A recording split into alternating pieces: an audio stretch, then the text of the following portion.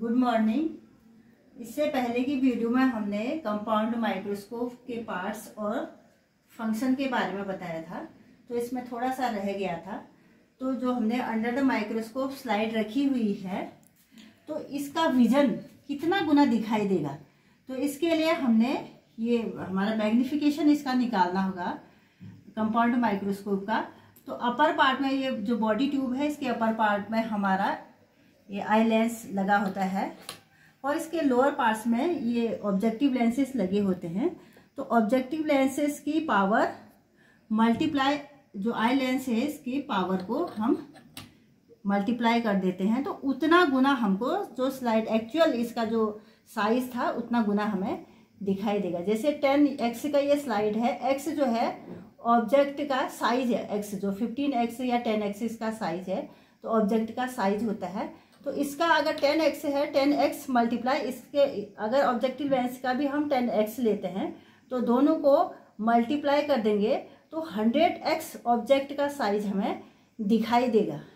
तो इसके अलावा हमने हमारे और यहाँ पर जो एक हमारे लैब में और है विच्छेदन सूक्ष्मदर्शी इसे कहते हैं, इसको सरल सूक्ष्मदर्शी भी इसे कहा जाता है। तो ये सरल सूक्ष्मदर्शी जो है तो कम पावर वाली जो इसमें जो आईपीस होता है, तो ये इसे डिसेक्टिव माइक्रोस्कोप भी इसे कहा जाता है। तो ये ऑब्जेक्ट को इस हिसाब से देख सकते हैं। और इसमें देखिए ये सबसे फोल्डिंग आर्म है, फोल्डिंग आर्म है, इसके नीचे हम स्लाइड रख देते हैं और इस प्रकार से ये मंच है, स्टेज है, इसमें क्लिप ऐसे फिट कर देते हैं, इसमें क्लिप्स लगे होते हैं। ये मंच में एक यहाँ पर लेंस होता है और यहाँ पे इसका ये स्टैंड है। उसके बाद ये बेस है फुट, और इसमें एक जो है रिफ्लेक्टिंग जो मिरर होता है इसमें भी था।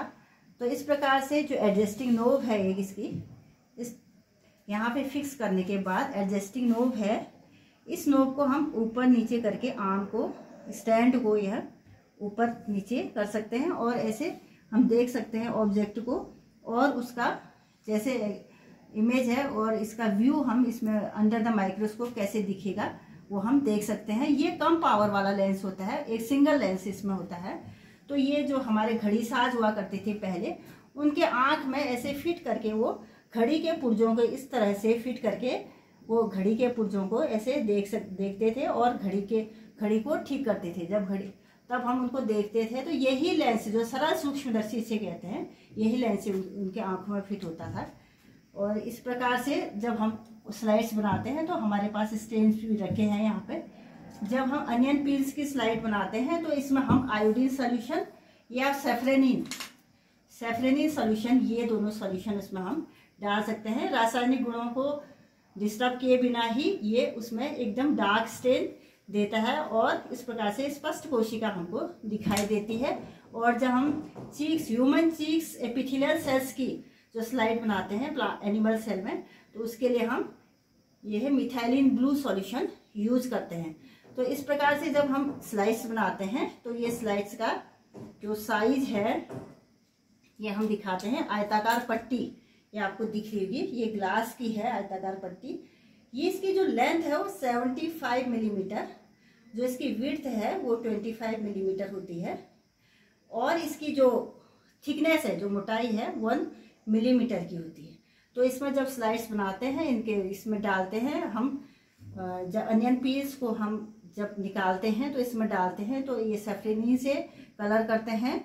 तो इसमें पानी के कुछ ड्रॉप्स डाल के, सेफ्रेनिन की बूंद डाल के ड्रॉपर से, और फिर हम ब्रश से इसमें रखते हैं। तो जो हमारी ये दिखाई दे रही है बिल्कुल, ये बहुत पतली सी ग्लास की बनी हुई, बहुत हल्की होती है।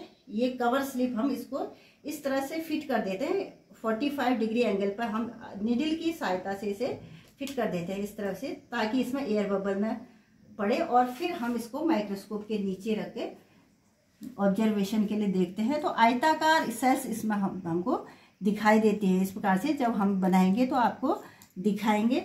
और इस प्रकार से जो ये माइक्रोस्कोप होते हैं बहुत टाइप के होते हैं, हमारे पास तो 2 हैं। तो ये अलग अलग माइक्रोस्कोप होते हैं, एक सरल सूक्ष्मदर्शी होगी, संयुक्त सूक्ष्मदर्शी होगी। उसके बाद जो एक इलेक्ट्रॉन माइक्रोस्कोप होता है, और स्कैनिंग होता है, स्टीरियो माइक्रोस्कोप होता है।